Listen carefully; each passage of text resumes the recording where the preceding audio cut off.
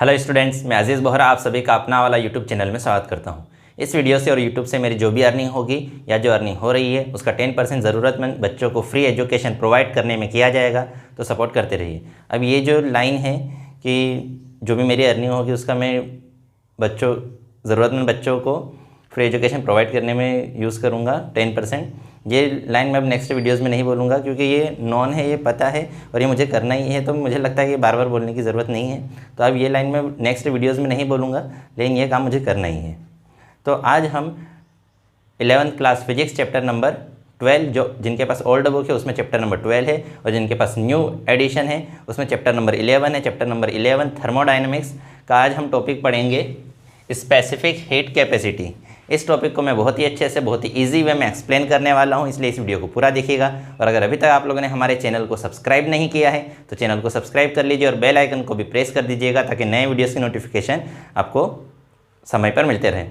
तो ये जो टॉपिक है स्पेसिफिक हीट कैपेसिटी, ये टॉपिक हम इसके पहले वाले चैप्टर में भी पढ़ चुके हैं। तो अगर आप लोगों ने वो वीडियो नहीं देखी है तो उस चैप्टर में, इसके पहले वाला जो चैप्टर था उसमें स्पेसिफिक हीट कैपेसिटी की वीडियो यहाँ पर देखकर आइएगा, क्योंकि अब इस टॉपिक इससे पहले वाली वीडियो में हमने जो ऑलरेडी पढ़ चुके हैं उस चीज़ को नहीं पढ़ाऊंगा। इस वाले चैप्टर में जो नई बातें बताई गई है इस टॉपिक के अंतर्गत वो चीज़ें सिर्फ मैं पढ़ाऊंगा। तो क्या है हमारा टॉपिक? हमारा टॉपिक है स्पेसिफिक हीट कैपेसिटी। ये हम कौन से चैप्टर के लिए पढ़ रहे हैं? थर्मोडायनेमिक्स। इसके पहले वाला जो चैप्टर था उसमें भी ये टॉपिक था, वो टॉपिक हम ऑलरेडी पढ़ चुके हैं। अगर आपने वो वीडियो नहीं देखी हो तो वो वीडियो यहाँ पर देख कर आइएगा। अब सर्च कर लीजिएगा स्पेसिफिक हीट कैपेसिटी चैप्टर 12, अपना वाला अजीज़ बोहरा। तो अब स्पेसिफिक हीट कैपेसिटी में हम सबसे पहले पढ़ेंगे कि अगर हमारे पास, और ये हम किसके लिए पढ़ रहे हैं इस चैप्टर में? सॉलिड्स के लिए। कि अगर सपोज करो हमारे पास कोई सब्सटेंस है, क्या है हमारे पास? सब्सटेंस, और उसका मास कितना है? m। मास कितना है उसका? m। और सब्सटेंस का हमें टेम्परेचर चेंज करना है। कितना टेम्परेचर चेंज करना है? Delta T. तो अगर टेम्परेचर चेंज करना है, उसका टेम्परेचर इंक्रीज करना है, तो उस सब्सटेंस को हमें क्या प्रोवाइड करनी पड़ेगी? हीट। तो हमने उस सब्सटेंस को कितनी हीट प्रोवाइड की? डेल्टा ट्यू। एक सब्सटेंस था जिसका मास m था, उसका टेम्परेचर हमें डेल्टा टी इंक्रीज करना है। तो डेल्टा टी टेम्परेचर इंक्रीज करने के लिए या चेंज करने के लिए उसे डेल्टा क्यू हीट प्रोवाइड करनी पड़ेगी। यहीं से हमारी डेफिनेशन आएगी किसकी? हीट कैपेसिटी की। किसकी डेफिनेशन? Heat capacity. तो ये हीट कैपेसिटी क्या होता है? हीट कैपेसिटी मतलब किसी भी सब्सटेंस का 1 डिग्री सेल्सियस टेम्परेचर इंक्रीज करने के लिए हमें जितनी हीट की रिक्वायरमेंट होती है उस हीट के अमाउंट को ही हम क्या कहते हैं? Heat capacity. अभी मैं सिर्फ हीट कैपेसिटी की बात कर रहा हूँ, फिर उसके आगे हम स्पेसिफिक हीट कैपेसिटी की बात करेंगे। ये कोई सब्सटेंस है, सपोज करो मेरे पास 1 किलो क्या कंसीडर कर सकते हैं हम? ऑयल है, ठीक है। तो उसका टेम्परेचर मुझे क्या करना है? 1 डिग्री सेल्सियस इंक्रीज़ करना है। 5 kg है, या कोई भी सॉलिड है, अगर कोई सॉलिड है वो 5 kg उसका अमाउंट है, उसका टेम्परेचर मुझे 1 डिग्री सेल्सियस इंक्रीज़ करना है। कि अगर मेरे पास एक आयरन रोड है, उस आयरन रोड का मास है 5 kg, हमने कंसीडर कर लिया कि एक आयरन रोड है, उसका मास 5 kg है और उसका टेम्परेचर 1 डिग्री सेल्सियस इंक्रीज़ करना है। तो 1 डिग्री सेल्सियस टेम्परेचर इंक्रीज़ करने के लिए हमें जितनी हीट की रिक्वायरमेंट होगी उसी को हम क्या कहते हैं? Heat capacity. ये ऑलरेडी हम पढ़ चुके हैं, इसलिए अब इसको मैं ज़्यादा डिटेल में नहीं बता रहा हूँ। और इसका फॉर्मूला क्या होता है? हीट कैपेसिटी को हम एस से रिप्रेजेंट करते हैं और उसका फॉर्मूला होता है delta Q upon delta T. Heat capacity को किससे रिप्रेजेंट करते हैं? एस से। उसका फॉर्मूला क्या होता है? Delta Q upon delta T. Delta Q क्या है? Heat. Heat is a form of energy. Heat क्या है? एनर्जी का फॉर्म। और एनर्जी की ऐसा यूनिट क्या होती है? जूल। अपॉन में डेल्टा टी। डेल्टा टी क्या? टेम्परेचर। टेम्परेचर की ऐसा यूनिट क्या होती है? केल्विन। केल्विन की पावर कुछ नहीं है, मतलब कितनी है? 1। इसको ऊपर ले जाएंगे तो पावर कितनी हो जाएगी? -1। तो इस टाइप से हीट कैपेसिटी की ऐसा यूनिट क्या हो जाएगी? Joule kelvin inverse. What is the SI unit of heat capacity? Joule kelvin inverse. तो हीट कैपेसिटी की डेफिनेशन क्या है? कि किसी भी सब्सटेंस का टेम्परेचर 1 डिग्री सेल्सियस चेंज करने के लिए हमें जितनी हीट की रिक्वायरमेंट होगी उस हीट के अमाउंट को ही हम क्या कहेंगे? Heat capacity. Heat required for the change in temperature of 1 degree Celsius, the amount of heat is called heat capacity. ठीक है। अब ये जो हीट कैपेसिटी है ये किस पे डिपेंड करती है? एक तो मास पे डिपेंड करती है, अमाउंट पे, कि जितना ज़्यादा अमाउंट रहेगा उतनी ज़्यादा हीट देनी पड़ेगी। कि अगर सपोज करो मेरे पास 5 kg अमाउंट है, जो कोई सब्सटेंस है 5 kg है, उसका टेम्परेचर 1 डिग्री सेल्सियस चेंज करना है। एक कोई दूसरा सब्सटेंस है कि इसका मास 5 kg था और इसका मास 7 kg है। अब इसका टेम्परेचर भी मुझे कितना चेंज करना है? 1 डिग्री सेल्सियस। इसका टेम्परेचर भी कितना चेंज करना है? 1 डिग्री सेल्सियस। तो 5 kg का टेम्परेचर 1 डिग्री सेल्सियस चेंज करने के लिए मुझे कम हीट की ज़रूरत पड़ेगी। 7 kg सब्सटेंस का टेम्परेचर 1 डिग्री सेल्सियस चेंज करने के लिए हमें ज़्यादा हीट की ज़रूरत पड़ेगी। मतलब ये जो हीट कैपेसिटी है किस पर डिपेंड करती है, मास पर डिपेंड करती है, कि जितना ज़्यादा मास रहेगा हीट कैपेसिटी की वैल्यू भी उतनी ही ज़्यादा रहेगी। उसके साथ साथ ये टेम्परेचर पर भी डिपेंड करती है। किस पर डिपेंड करती है, टेम्परेचर पर। अब ये टेम्परेचर पर डिपेंड करती है, इसका मतलब क्या है, टेम्परेचर पर डिपेंड करती है, इसका मतलब ये है कि अलग अलग टेम्परेचर पर हमें 1 डिग्री सेल्सियस टेम्परेचर इंक्रीज करने के लिए अलग अलग हीट की ज़रूरत पड़ी। अब ये क्या हुआ, ये सब गड़बड़ हो गई। देखो इसका मतलब ये है कि सपोज करो ये सब्सटेंस है, इसका टेम्परेचर है 10 डिग्री सेल्सियस, और 10 डिग्री सेल्सियस से बड़ा करके अगर मुझे 11 डिग्री सेल्सियस करना है तो मुझे किसकी ज़रूरत पड़ेगी, हीट की। लेकिन इसी सब्सटेंस का, इसी की बात कर रहा हूँ है ना मैं, फर्स्ट वाले की, इसी सब्सटेंस का टेम्परेचर अगर 20 डिग्री सेल्सियस है और फिर वहाँ से बढ़ाना है, कि बड़ा करके कितना करना है, 21 डिग्री सेल्सियस, तो 10 से 11 किया, कितना बढ़ा है टेम्परेचर, 1 डिग्री बढ़ा है। 20 से 21 किया तो भी कितना टेम्परेचर बढ़ा है, 1 डिग्री सेल्सियस। तो यहाँ पर भी टेम्परेचर हमने सिर्फ 1 ही डिग्री सेल्सियस बढ़ाया है, यहाँ पर भी हमने टेम्परेचर सिर्फ 1 ही डिग्री सेल्सियस बढ़ाया है। लेकिन इन दोनों में हमें अलग अलग अमाउंट ऑफ हीट की रिक्वायरमेंट होगी। कि हम बुक में क्या लिखा है, बुक में लिखा है कि ये जो हीट कैपेसिटी है टेम्परेचर पर भी डिपेंड करती है। मतलब अगर कोई सब्सटेंस 10 डिग्री सेल्सियस पर है और उसका टेम्परेचर 11 डिग्री सेल्सियस करना है तो अलग हीट की ज़रूरत पड़ेगी। वही सब्सटेंस है, उतना ही है कि पहले भी 5 kg था, अभी भी 5 kg है, लेकिन उसका टेम्परेचर अब 20 से 21 अगर डिग्री सेल्सियस अगर करना है तो उसके लिए अलग हीट की रिक्वायरमेंट होगी। तो मतलब ये जो हीट कैपेसिटी है मास पे भी डिपेंड करती है, कि ज़्यादा मास के लिए ज़्यादा हीट की ज़रूरत पड़ेगी, उसके साथ साथ टेम्परेचर पे भी डिपेंड करती है। बट एक्चुअल में ये जो वैल्यू है टेम्परेचर में जो डिफरेंस है वो 0.01 कैलोरी से ज़्यादा नहीं होता, बहुत कम डिफरेंस होता है। कि अगर 10 से 11 के लिए 1 कैलोरी की ज़रूरत है तो 20 से 21 के लिए 1 पॉइंट समथिंग की ज़रूरत रहेगी, बहुत ज़्यादा फर्क नहीं होता। ठीक है, तो हमने पढ़ लिया हीट कैपेसिटी। अब इसी पर बेस्ड एक और हमारा टॉपिक है, वो है स्पेसिफिक हीट कैपेसिटी। क्या है हमारा टॉपिक, स्पेसिफिक हीट कैपेसिटी। अब स्पेसिफिक हीट कैपेसिटी क्या होता है, स्पेसिफिक हीट कैपेसिटी मतलब अगर हमारे पास कोई सब्सटेंस है, उस सब्सटेंस के 1 kg सब्सटेंस का टेम्परेचर 1 डिग्री सेल्सियस चेंज करने के लिए जितनी हीट की रिक्वायरमेंट होगी उस हीट को ही हम क्या कहते हैं, specific heat capacity. Heat capacity और स्पेसिफिक हीट कैपेसिटी, इन दोनों में क्या फ़र्क है कि हीट कैपेसिटी क्या है कि कितना भी सब्सटेंस हो, 5 हो, 10 हो, 20 हो, 30 हो, कुछ भी हो, उस सब्सटेंस का टेम्परेचर 1 डिग्री सेल्सियस चेंज करने के लिए जितनी हीट की रिक्वायरमेंट होगी उसको क्या बोला था, heat capacity. Specific heat capacity क्या होता है कि 1 डिग्री टेम्परेचर चेंज करना है, कितने सब्सटेंस का, 1 kg का, कि 1 kg सब्सटेंस का टेम्परेचर 1 डिग्री सेल्सियस चेंज करने के लिए हमें जितनी हीट की रिक्वायरमेंट होगी उस हीट के अमाउंट को ही हम क्या कहेंगे, specific heat capacity. Heat required to change in temperature of 1 degree Celsius of 1 kg of substance is called specific heat capacity. ठीक है, अब इसको किससे रिप्रेजेंट करते हैं, इस स्पेसिफिक हीट कैपेसिटी को हम रिप्रेजेंट करते हैं, किससे रिप्रेजेंट करते हैं, इसको हम स्मॉल s से रिप्रेजेंट करते हैं। और इसका फॉर्मूला क्या होता है, 1/m delta Q upon delta T। अब ये फॉर्मूला कहाँ से आया है, ये इसके पहले वाले चैप्टर में हम पढ़ चुके हैं, इसलिए मैं उस पर ज़्यादा डिटेल में नहीं बता रहा हूँ। तो स्पेसिफिक हीट कैपेसिटी का फॉर्मूला क्या होता है, उसको स्मॉल s से रिप्रेजेंट करते हैं, वो फॉर्मूला होता है 1/m delta Q upon delta T। इन दोनों में क्या फ़र्क है, इसमें था कि कितना भी मास हो और इसमें मास कितना होना चाहिए, सिर्फ 1 kg होना चाहिए। अब इसकी ऐसा यूनिट लिखे तो ऐसा यूनिट क्या हो जाएगी, 1/m। m क्या है, मास की ऐसा यूनिट होती है kg। डेल्टा Q क्या है, heat is a form of energy, उसकी ऐसा यूनिट क्या रहेगी, जूल। डेल्टा T क्या है, टेम्परेचर की ऐसा यूनिट क्या होती है, केल्विन। इसकी पावर कुछ नहीं मतलब कितनी है, 1। kg की पावर कुछ नहीं मतलब कितनी है, 1। इनको ऊपर ले जाएंगे तो पावर कितनी हो जाएगी, -1। तो इसकी ऐसा यूनिट क्या आ जाएगी, joule kilogram inverse kelvin inverse. तो स्पेसिफिक हीट कैपेसिटी की ऐसा यूनिट क्या होती है, joule kilogram inverse kelvin inverse. ये भी टेम्परेचर पर डिपेंड करता है, टेम्परेचर पर डिपेंड करता है, मतलब 10 से 11 के लिए अलग हीट की ज़रूरत पड़ेगी और 20 से 21 के लिए अलग स्पेसिफिक हीट कैपेसिटी की ज़रूरत पड़ेगी। ठीक है, ये दो चीज़ें हो गई। अब यहाँ पर हमने जो सब्सटेंस लिया था वो किस में लिया था, मास में लिया था, मतलब हमने kg में, कि 1 kg 2 kg 3 kg। लेकिन अगर हमें सब्सटेंस को मास में ना काउंट करते हुए अगर हमें मोल्स में काउंट करना है कि कोई सब्सटेंस है और उस सब्सटेंस को हम किस में मेजर करें, मोल्स में, कि 1 मोल सब्सटेंस है, 2 मोल सब्सटेंस है, 3 मोल सब्सटेंस है। तो ये कोई सब्सटेंस है और कितना सब्सटेंस है, म्यू मोल, कि 5 है कि 10 है कि 50 है, जितना भी है उसको हमने किससे रिप्रेजेंट किया, म्यू से। तो म्यू से अगर सब्सटेंस को रिप्रेजेंट किया, इसका टेम्परेचर फिर से हमें कितना चेंज करना है 1 डिग्री सेल्सियस। टेम्परेचर कितना चेंज करना है 1 डिग्री सेल्सियस। कितने सब्सटेंस का 1 मोल सब्सटेंस का। तो heat required to change 1 degree Celsius of temperature of 1 mole of substance is called molar specific heat capacity. क्या बोलते हैं उसे?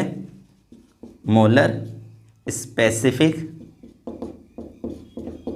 Heat capacity. तो अब ये मोलर स्पेसिफिक हीट कैपेसिटी क्या होता है? मोलर स्पेसिफिक हीट कैपेसिटी मतलब एक मोल का टेम्परेचर 1 डिग्री सेल्सियस चेंज करने के लिए हमें जितनी हीट की रिक्वायरमेंट होगी उसी को हम क्या कहेंगे? Molar specific heat capacity. और जो मोलर स्पेसिफिक हीट कैपेसिटी उसको किससे रिप्रेजेंट करते हैं? सी से। इसके पहले टेम्परेचर, इससे पहले अमाउंट किस में था? केजी में। तो इसलिए यहाँ पर क्या लिया था? मास। अब अमाउंट किस में है? मोल्स में। तो मास की जगह क्या लिखेंगे? मोल्स। तो मोल्स कितने मोल्स थे? म्यू। तो यहाँ लिखा mu delta Q upon delta T. तो मोलर स्पेसिफिक हीट कैपेसिटी का फॉर्मूला क्या होता है? अब ये फॉर्मूला भी कहाँ से आया? वही पहले वाली वीडियो देख के आइएगा तो यहाँ पर समझ में आएगा। तो मोलर स्पेसिफिक हीट कैपेसिटी का फॉर्मूला क्या होता है? C is equal to 1 by mu delta Q upon delta T. Formula क्या है? C is equal to 1 by mu delta Q upon delta T. Definition क्या है? किसी सब्सटेंस की 1 मोल का टेम्परेचर 1 डिग्री सेल्सियस चेंज करने के लिए जितनी हीट की रिक्वायरमेंट होगी उस हीट की अमाउंट को ही हम क्या कहते हैं? Molar specific heat capacity. इसकी SI यूनिट डेल्टा क्यू क्या है? टेम्परेचर। डेल्टा क्यू क्या है? Heat. Heat is a form of energy. Energy की SI यूनिट क्या होती है? जूल। तो इसकी जगह लिखा जूल। म्यू। म्यू क्या है? मोल्स। मोल की SI यूनिट क्या होती है? मोल। मोल ही होती है बस, ई नहीं लगता है SI यूनिट में। डेल्टा क्या है? टेम्परेचर। टेम्परेचर की SI यूनिट क्या होती है? केल्विन। इसकी पावर कुछ नहीं है मतलब 1, इसकी पावर कुछ नहीं है मतलब 1। इन दोनों को ऊपर ले जाएंगे तो पावर कितनी हो जाएगी? -1। तो इस टाइप से इसकी SI यूनिट क्या बन जाएगी? इसकी SI यूनिट बन जाएगी joule mole inverse kelvin inverse. इतना क्लियर है? इसमें किसी को कोई डाउट है क्या? कोई डाउट हो तो आप कमेंट में पूछ सकते हैं। तो इसका स्क्रीनशॉट ले लीजिए ताकि मैं इसको रब कर सकूं। तो अब ये हमने पढ़ लिया। अब अगर हमारे पास किसी सब्सटेंस की मोलर स्पेसिफिक हीट कैपेसिटी निकालना है कि अगर हमारे पास कोई सॉलिड है और सॉलिड की क्या कैलकुलेट करना चाहते हैं हम? Molar specific heat capacity. तो मोलर स्पेसिफिक हीट कैपेसिटी कैसे कैलकुलेट करेंगे तो उसके बारे में हम थोड़ा सा पढ़ लेते हैं। तो अब यहाँ पर जो मैंने ऊपर वैल्यूज़ लिखी है ये सारी वैल्यूज़ हमें इस टॉपिक में काम में आएगी। तो जो फर्स्ट वैल्यू है वो क्या है? केबी। अब ये केबी क्या होता है? KB is called a Boltzmann constant. KB क्या है? कांस्टेंट है जिसको हम क्या कहते हैं? Boltzmann constant. ये एक साइंटिस्ट थे बोल्ट्जमैन, उनके नाम पर ही इस कांस्टेंट का नाम क्या रखा है? Boltzmann constant. और उस कांस्टेंट की वैल्यू कितनी होती है? 1.38 इंटू 10⁻23। देन Na क्या है?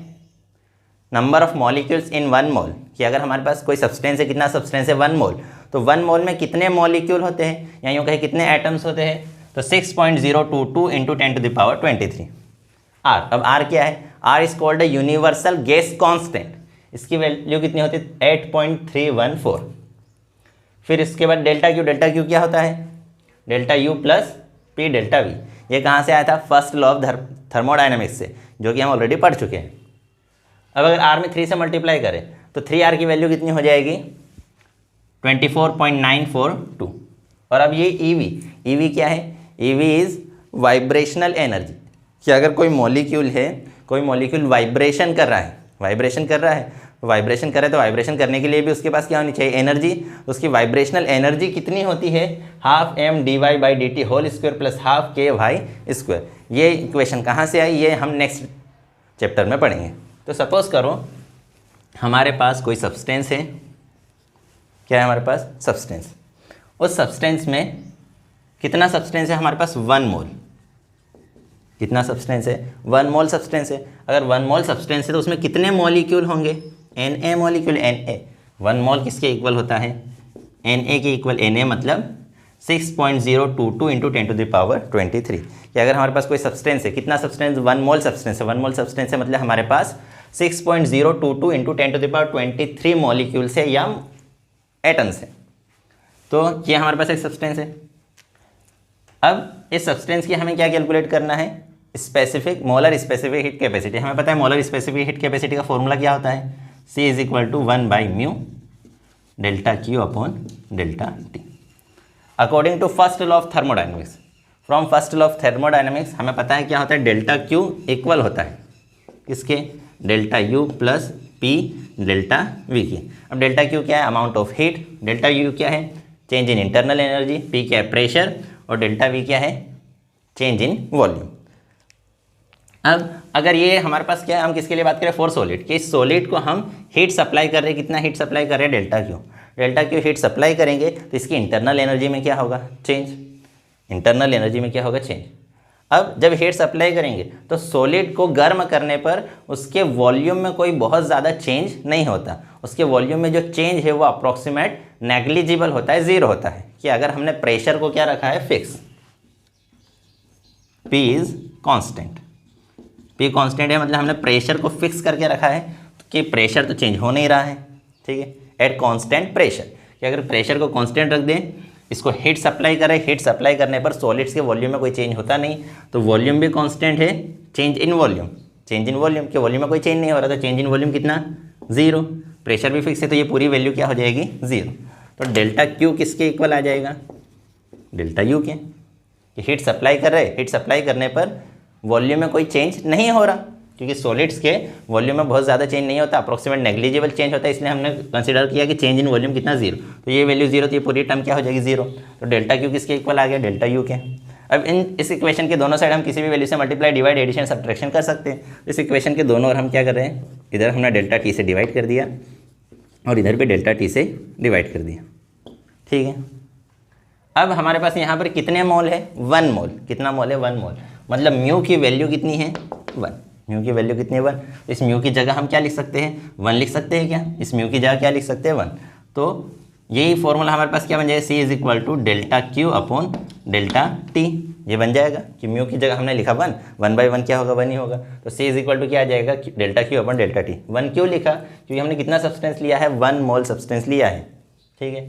तो मतलब सी किसके इक्वल होता है, डेल्टा क्यू अपन डेल्टा टी के इक्वल। तो इस डेल्टा क्यू अपन डेल्टा टी की जगह क्या लिख देंगे, सी। तो सी इज इक्वल टू क्या है हमारे पास, delta U upon delta T, ये आ गया क्या, इसको दे देते हैं हम इक्वेशन नंबर 1, ठीक है। अब अगर इस सॉलिड को हम हीट प्रोवाइड करेंगे तो इसके मॉलिक्यूल्स की इंटरनल एनर्जी बढ़ेगी, इंटरनल एनर्जी बढ़ने की वजह से इसके मॉलिक्यूल्स है, जो मॉलिक्यूल्स है वो क्या करने लगे, वाइब्रेशन। क्यों वाइब्रेशन करेंगे, क्योंकि सॉलिड के मॉलिक्यूल ट्रांसलेशनल मोशन नहीं कर सकते, रोटेशनल मोशन नहीं कर सकते। कि ये सॉलिड है तो इसका मॉलिक्यूल यहाँ से यहाँ या यहाँ से यहाँ कहीं पर जा सकता है क्या, नहीं जा सकता, मतलब ट्रांसलेशनल मोशन नहीं करेंगे, वो रोटेशन भी नहीं कर सकते, वो सिर्फ अपनी ही जगह पर क्या कर सकते हैं, वाइब्रेशन। कि जहाँ पर मॉलिक्यूल है उसी जगह पर वो क्या कर सकता है, वाइब्रेशन। तो जब यहाँ पर जो मॉलिक्यूल है उसको हम हीट प्रोवाइड करेंगे तो वो वाइब्रेशन करने लगेंगे, और जब वो वाइब्रेशन करेंगे तो उसकी वाइब्रेशनल एनर्जी कितनी होती है, del E V is equal to half M D Y upon D T whole square plus half K Y square. इतनी वाइब्रेशनल एनर्जी रहेगी इसके एक मॉलिक्यूल की, ठीक है। अब इस वाइब्रेशनल एनर्जी के 2 पार्ट हैं। अब इसमें थोड़ा सा इन बुक वालों ने क्या किया है कि जो टॉपिक पढ़ा नहीं है उसी के रेफरेंस, जो हम बाद में पढ़ेंगे उस टॉपिक का रेफरेंस अभी दे दिया है। तो ये जो मॉलिक्यूल है इसमें 2 पार्ट है, एक ये वाला पार्ट और एक ये पार्ट। एक पार्ट के पास एनर्जी होती है हाफ के बी टी, कि अगर जब भी कोई मॉलिक्यूल क्या कर रहा है, वाइब्रेशन कर रहा है, तो वाइब्रेशन करेगा तो उसके पास इतनी एनर्जी रहेगी। अब ये जो एक पार्ट है उस एक पार्ट के पास कितनी एनर्जी होती है, हाफ के बी टी। ठीक है, टेम्परेचर, कि टेम्परेचर बढ़ाएंगे, टेम्परेचर बढ़ा रहे हैं मतलब हीट सप्लाई करें, हीट सप्लाई करें मतलब क्या दे रहे हैं, एनर्जी। तो टेम्परेचर बढ़ाएंगे तो उसकी एनर्जी क्या होगी, बढ़ेगी। और के बी क्या है, कांस्टेंट है, जिसको हम क्या बोलते हैं, बोल्ट्जमैन कांस्टेंट। तो इस वाले पार्ट के पास, ये जो पार्ट है इस पार्ट के पास कितनी एनर्जी रहेगी, हाफ के बी टी। इस वाले पार्ट के पास भी कितनी एनर्जी रहेगी, हाफ के बी टी। तो हाफ प्लस हाफ कितना हो जाएगा, 1। तो कितना आ जाएगा हमारे पास, 1 के बी टी। 1 के बी टी, या उसको सिर्फ हम के बी टी लिख सकते हैं। तो अगर कोई मॉलिक्यूल है वो वाइब्रेशन कर रहा है, तो वाइब्रेशन अगर ये नहीं भी समझ में आता है तो इतना ध्यान रखना है कि जब भी कोई मॉलिक्यूल वाइब्रेशन करता है तो वाइब्रेशन करने की वजह से उसके पास कितनी एनर्जी होती है, के बी टी एनर्जी होती है। क्या होती है, के बी टी एनर्जी। अब ये एनर्जी किस फॉर्म में रहेगी, इंटरनल एनर्जी। मतलब ये ई वी जो है, के बी टी किसकी, एक मॉलिक्यूल की इंटरनल एनर्जी है। तो अगर एक मॉलिक्यूल की इंटरनल एनर्जी के बी टी है तो 2 मॉलिक्यूल की कितनी रहेगी, 2 के बी टी।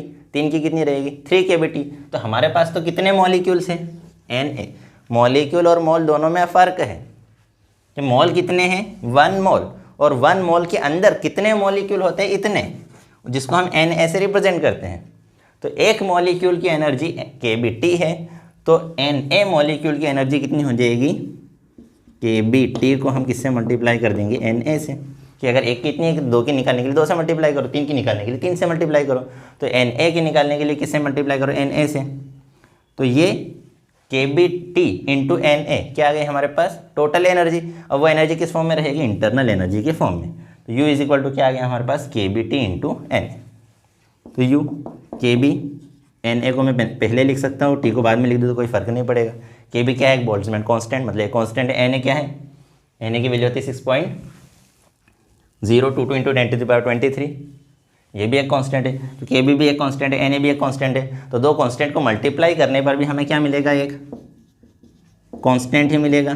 तो इन दोनों को जब मल्टीप्लाई करेंगे, ये रही हमारे पास kB की वैल्यू, ये रही Na की वैल्यू, इन दोनों को मल्टीप्लाई करोगे तो 10⁻⁻23 से 10⁻+23 क्या हो जाएगा, कैंसर। 6.022 को 1.38 से मल्टीप्लाई करोगे तो तुम्हारे पास जो वैल्यू आएगी वो कितनी आएगी, 8.314। kB को Na से मल्टीप्लाई करोगे तो जो वैल्यू आएगी कितनी आएगी, 8.314। और इसी को हम सिम्बॉलिकली किससे रिप्रेजेंट करते हैं, R से।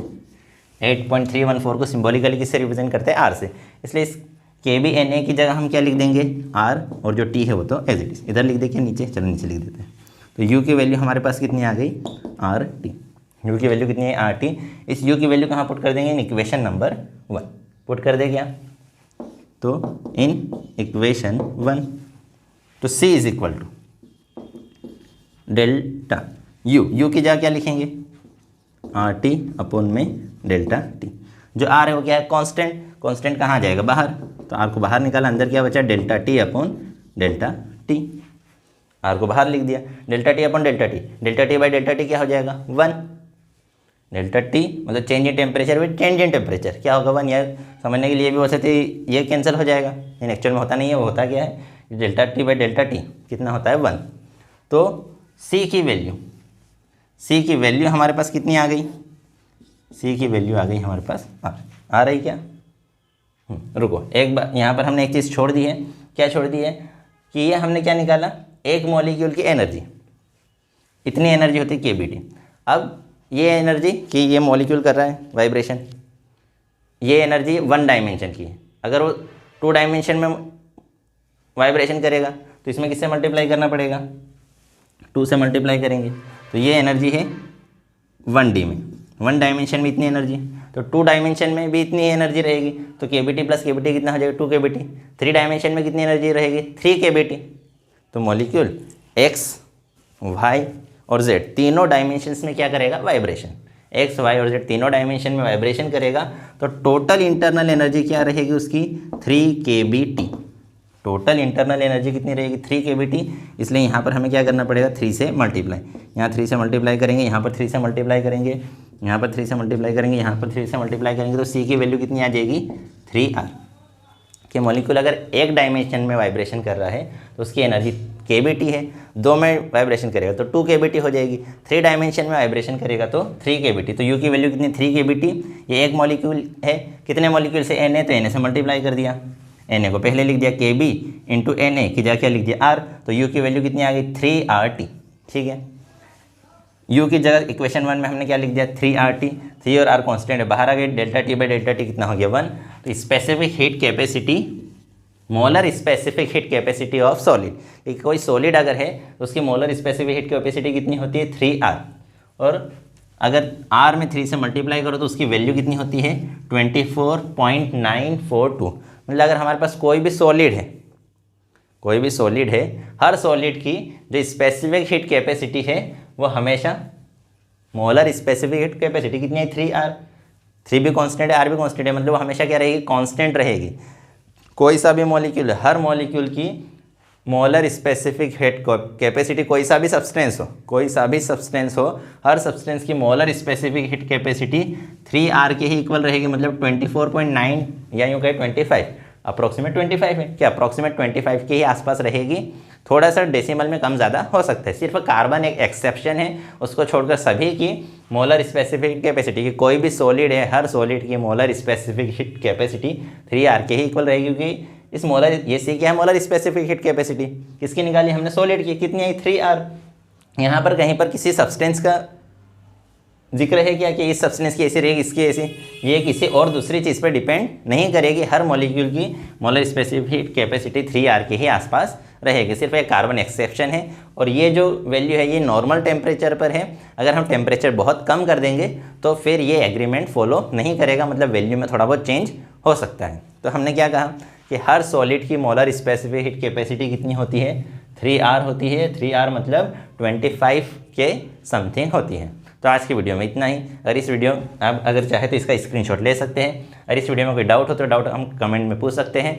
आपके सपोर्ट की मुझे ज़रूरत है। जितना ज़्यादा आप सपोर्ट करेंगे मुझे नई वीडियोज़ अपलोड करने के लिए उतना ही ज़्यादा इंस्पिरेशन मिलेगा। तो आज की वीडियो में इतना ही। नेक्स्ट वीडियो में हम नेक्स्ट टॉपिक पढ़ेंगे। बाय।